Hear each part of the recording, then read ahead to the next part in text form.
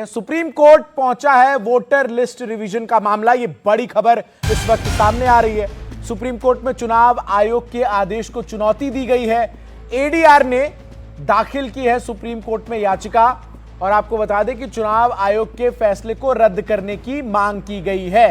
ADR ने याचिका में क्या कहा है यह भी आपको बताते हैं। चुनाव आयोग के आदेश से लाखों मतदाता मतदान से दूर रह सकते हैं, वोटिंग से दूर रह सकते हैं। आशीष भार्गव हमारे सहयोगी अधिक अपडेट साझा करने के लिए इस खबर पर हमारे साथ जुड़ गए। आशीष, क्या कुछ है जो याचिका दायर की गई है एडीआर की तरफ से उसमें, और इस मामले की सुनवाई कब होगी?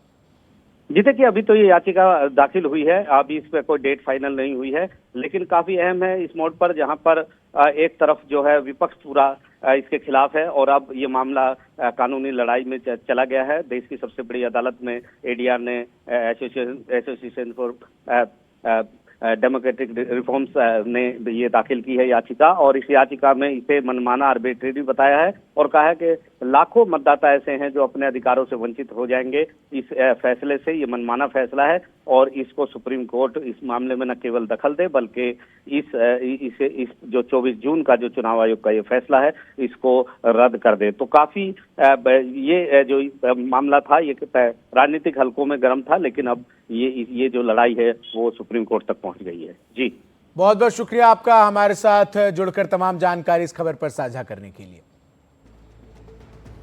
बिहार में एक तरफ एनडीए जीत की हुंकार भर रही है, दूसरी तरफ विपक्ष को चुनाव आयोग की एक पहल से डर लग रहा है। अपने स्पेशल इंटेंसिव रिवीजन को जहां चुनाव आयोग वोटर लिस्ट को पाक साफ बनाने का प्रयास कह रहा है, तो वहीं वोटरों को इससे मुश्किल हो रही है। लेकिन चुनाव आयोग के इस फैसले को एनडीए के दो समर्थक दलों ने सवाल के घेरे में खड़ा कर दिया है। आइए आपको इसी से जुड़ी एक रिपोर्ट दिखाते हैं।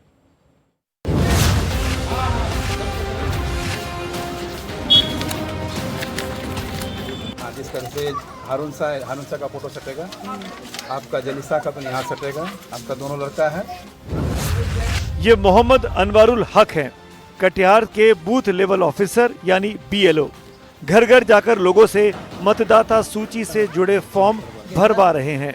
हम है उसका डॉक्यूमेंट हम हुए ना, उसका पता ना हम। तो उसको साइन भी कराना है ना, पीछे में साइन भी कराना है, ये फॉर्म भी भरना। अगर फॉर्म भरने में दिक्कत होगा तो हम आपको भर देंगे। दरअसल बिहार में 1 जुलाई से मतदाताओं की गिनती का काम चल रहा है। ब्लॉक लेवल अफसर घर घर जाकर लोगों को मतदाता सूची से जोड़ने का काम कर रहे हैं। लेकिन सीमांचल के शहर कटिहार में अल्पसंख्यक बहुल मोहल्ले में इसको लेकर कई भ्रम की स्थिति भी है।